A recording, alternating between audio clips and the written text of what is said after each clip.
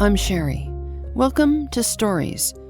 This week, may I present Chapter 3 of A Wrinkle in the Old Cliff by Julia Frenz. Julia lands in Adler, Russia, on the border of Georgia, where the Sochi airport is located. She is now in the southernmost reaches of the Caucasus Mountains, where this mountain range meets the Black Sea. This region of the world has seen empires battle for dominance, and yet the Caucasus Mountains themselves remain largely unexplored. This stretch of the Black Sea coast, from Adler, Russia, to Sukhumi, Georgia, was, at one time, the epicenter of the slave trade for the entire world. Find out more about this strange, wild land, why white people are called Caucasian, and finally, Julia's sought-after contact in the mine of slavery. Chapter 3. Contact in the Mine of Slavery. 7 a.m. at the domestic airport, and all was a shocking mess of people in utter confusion. I walked into a wild throng of nervous and upset travelers, pushing, shoving, screaming, and nothing made sense to me. Nothing.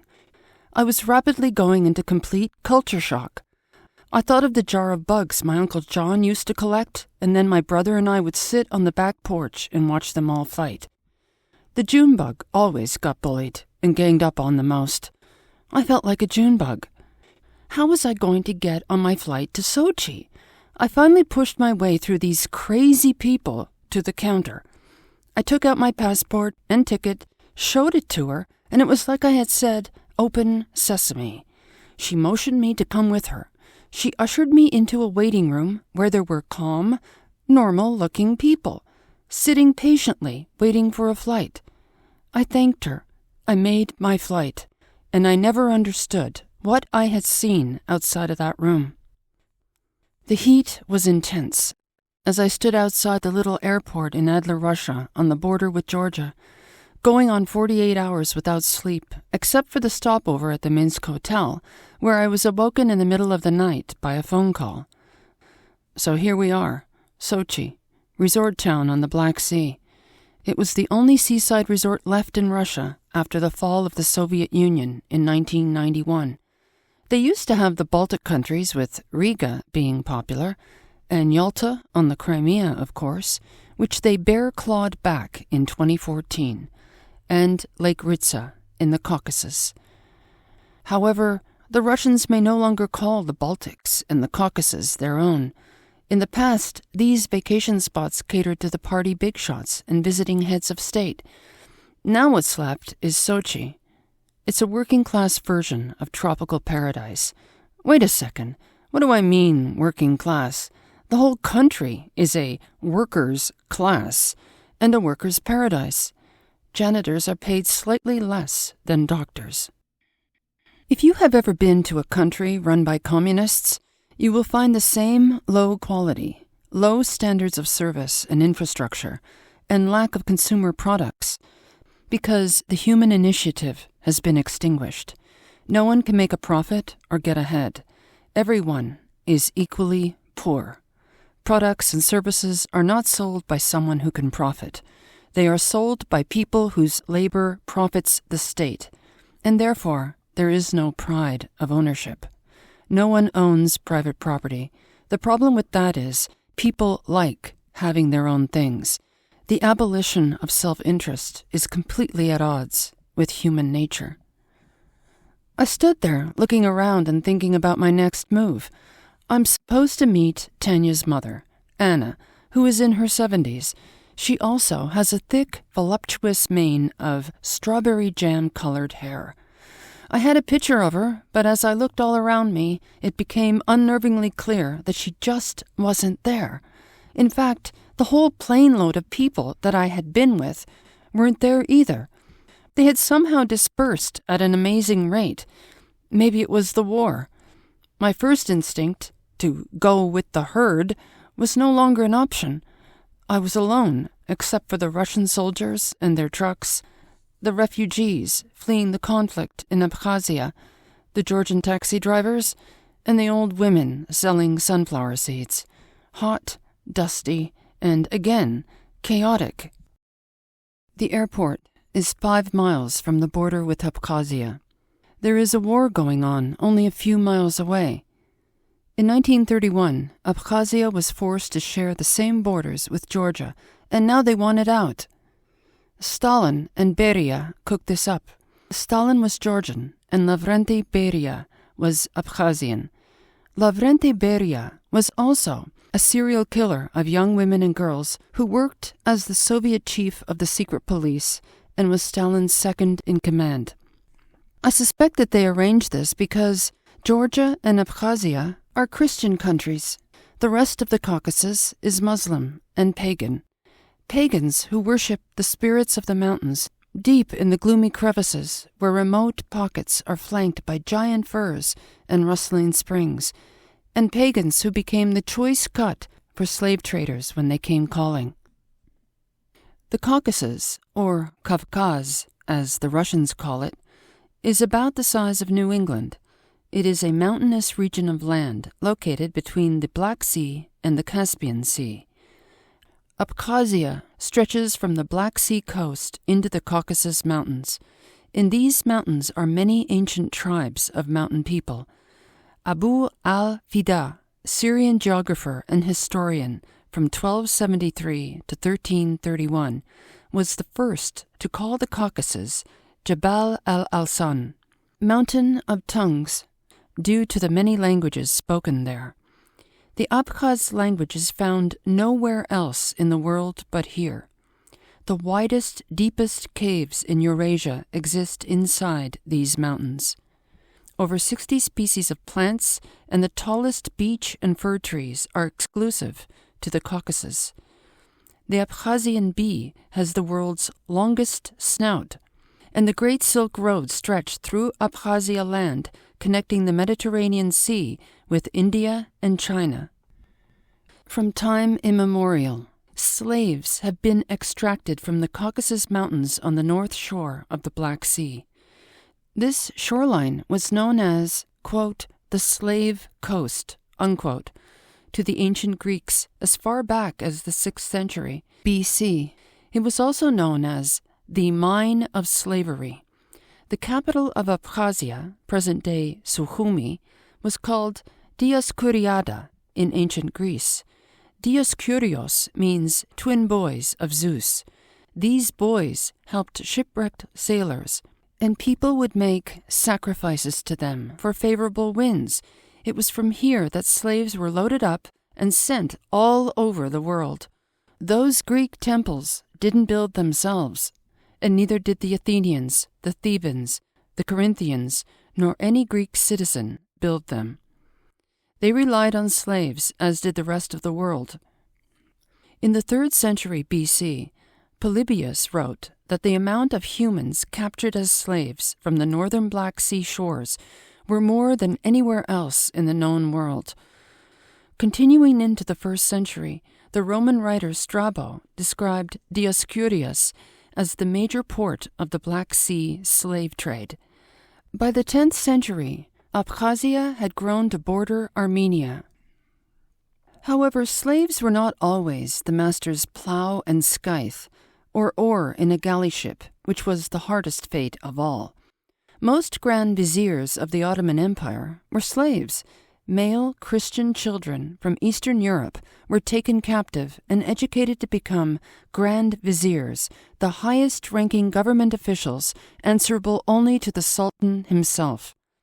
The Mamelukes were slaves. Mameluk means one who is owned. They were high-ranking, powerful knights in the Ottoman Empire. This warrior class existed for almost 1,000 years, from the 9th century to the 19th century.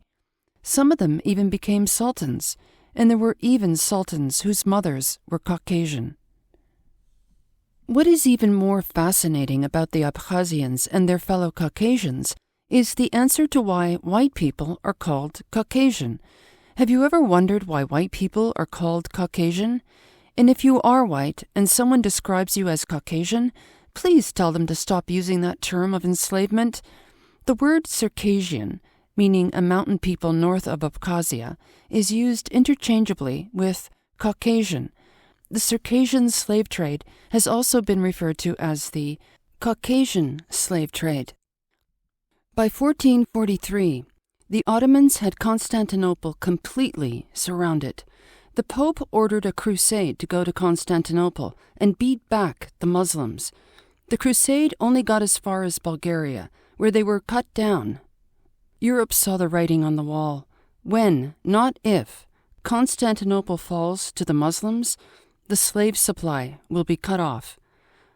1 year later, in 1444, Portugal imported the first African slaves from Western Africa into Europe.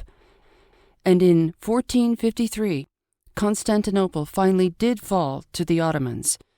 They immediately monopolized the lucrative slave trade and imposed high taxes on every slave.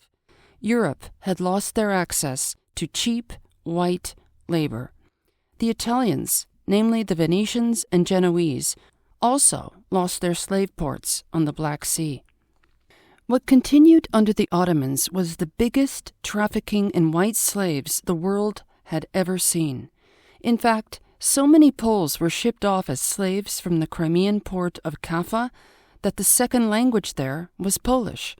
A Polish proverb described death as a better fate than being captured by a slave raid. Oh, how much better to lie on one's bier than to be captive on the way to Tartary. Tartary was the Crimea. Tatar horsemen engaged in the, quote, harvesting of the steppe, unquote. In this way, at least 20,000 people are estimated to have been abducted from the territory of Poland, Lithuania every year between 1500 and 1644. In other words, approximately 1 million people. At its height in 1524, the Crimean Khanate, a vassal of the Sultan, stretched from the Crimea to the Caspian Sea. But this Khanate did not control the shoreline from the Crimea to the Caucasus. That remained with the Sultan. He wanted unfettered access to the Circassian or Caucasian slaves. Even after Crimea was annexed by Russia in 1783, the trade continued, with the Ottoman slave traders stealing and buying slaves from the Caucasus right up until the 19th century. From these mountains came the best, the most beautiful, white elite slaves for the Ottomans and the rest of the Middle East. There are folk songs from the Middle East about the beauty of Caucasian women, and men too. Their skin was said to be of translucent white, and a natural blush of rose played on their cheeks. Their blue and green eyes were particularly attractive to the Arabs. Their thick hair was dark blonde, brunette, or red. They were sought after and valued for their intelligence as well. American travel author and diplomat Bayard Taylor in 1862 claimed that, quote, so far as female beauty is concerned, the Circassian women have no superiors. They have preserved in their mountain home the purity of the Grecian models, and still display the perfect physical loveliness whose type has descended to us in the Venus de Medici, unquote. Even Florence Nightingale called Circassians, quote, the most graceful and the most sensual-looking creatures I ever saw, unquote. As the Ottomans kept the white slaves for themselves, Europeans harvested their slaves from Africa, and this is how Caucasian came to mean white as opposed to Negro slaves. Slavery is bad, but what happened in the 1800s to these people was even worse. Alexander the Great conquered half the world's population in 13 years. Sometimes he used a donkey laden with gold to achieve this aim. But the Russian mind doesn't work that way. Instead of donkeys bearing gold, they opt for genocide. The Caucasus was gradually annexed by Russia starting in 1722 with the capture of Derbent on the Caspian Sea by Peter the Great.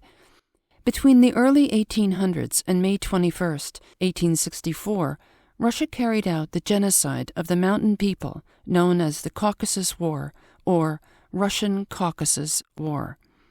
William Palgrave, a British diplomat who witnessed the events, notes that the Caucasians, quote, only crime was not to be Russian, unquote.